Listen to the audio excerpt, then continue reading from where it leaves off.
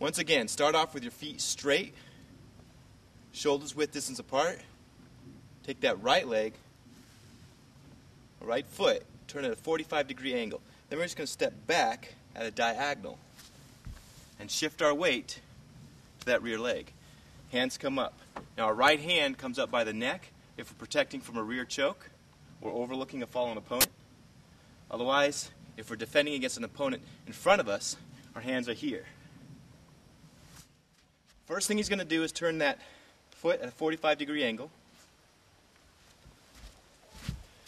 Now what we want to do when he steps back is we want to make sure that he steps at a diagonal and does not step straight back, but instead steps at a diagonal. So what he's going to do is follow a straight line off the side of that foot, all the way this way. He steps back. And then he's going to shift his weight onto that rear leg, and his hands are going to come up to protect against attacks from the front. It's important to keep this lead leg also bent. If he locks it out, there's an attack right there. So he wants to keep it slightly bent. His hands are up, protecting against punches. Both of them are protecting at the same time.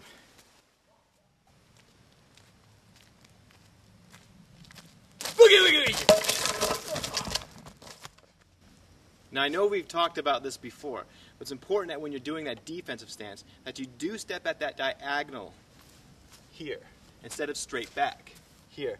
And if you step straight back, it's more likely for you to trip. Whereas if you step at an angle, it's less likely for you to trip. The reason that is because when you step at that angle, you shift your weight. So if something was to hit my leg, I would shift. Whereas stepping straight back, I fall. I don't have a lot of shifting ability. And it's important to note that I'm always going to step at a diagonal according to where my opponent is. So if we see a triangle, and my opponent is right in front of me, then I'm going to step back at this angle here.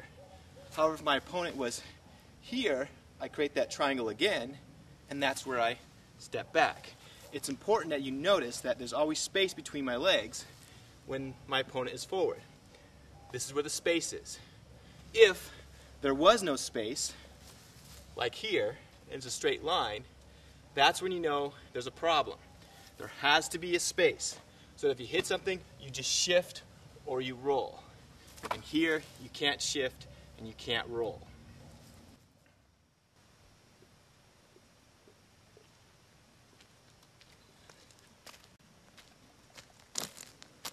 Oh yeah!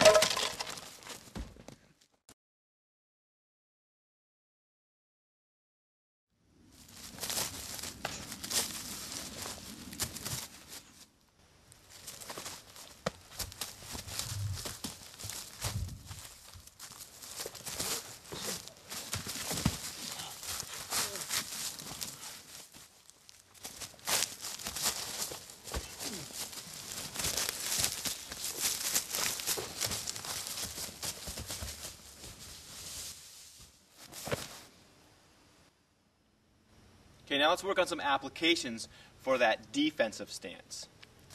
One of the most obvious is overlooking a fallen opponent. Say that I was here. If I was to take my opponent down and come out over here and step back into a defensive stance, I'm right here.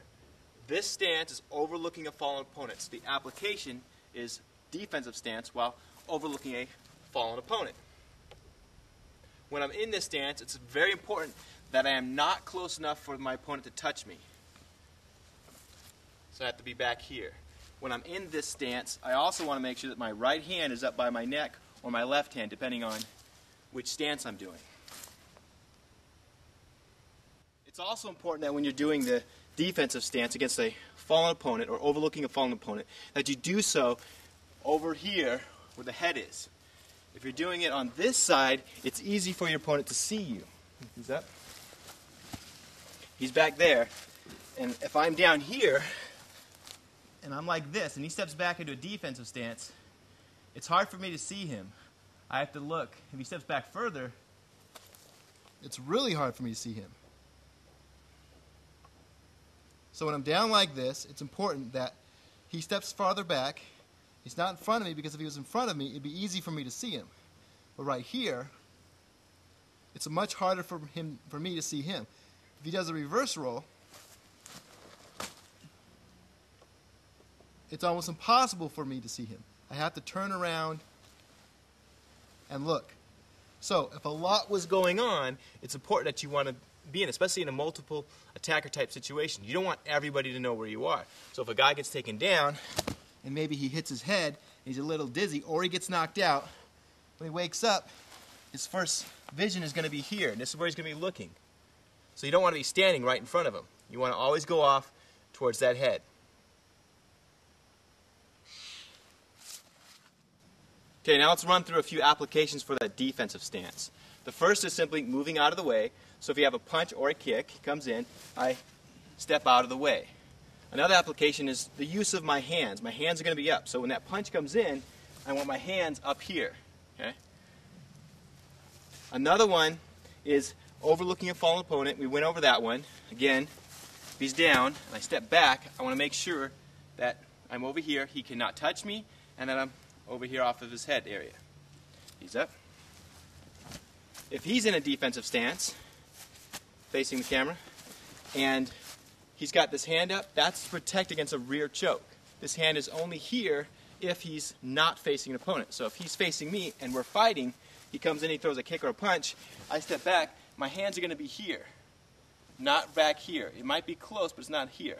It's here if I don't know he's there, and I step back,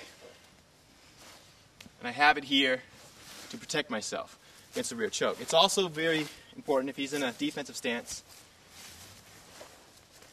to have this here in case you get a rear garrote attack here. You start to be choked. If you don't have your hand in there, you're in a lot of trouble. One of the applications for that defensive stance is to step back at a diagonal out of the way. For example, if he throws a punch at me, I step back here. The defense is the movement. If he throws a punch and I don't move my hands, that's the defense, not your hands. However, your hands do come up for the defensive stance. Here. If he throws two punches, I want to make sure I have that right hand ready.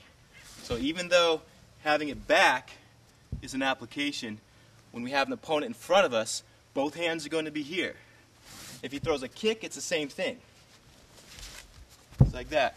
I step away, kicking my body out of the way, and then I can use my hands to deflect or protect.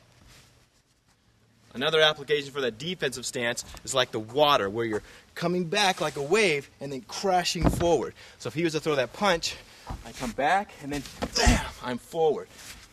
Back and forward. So defensive application using the water element. Back, forward.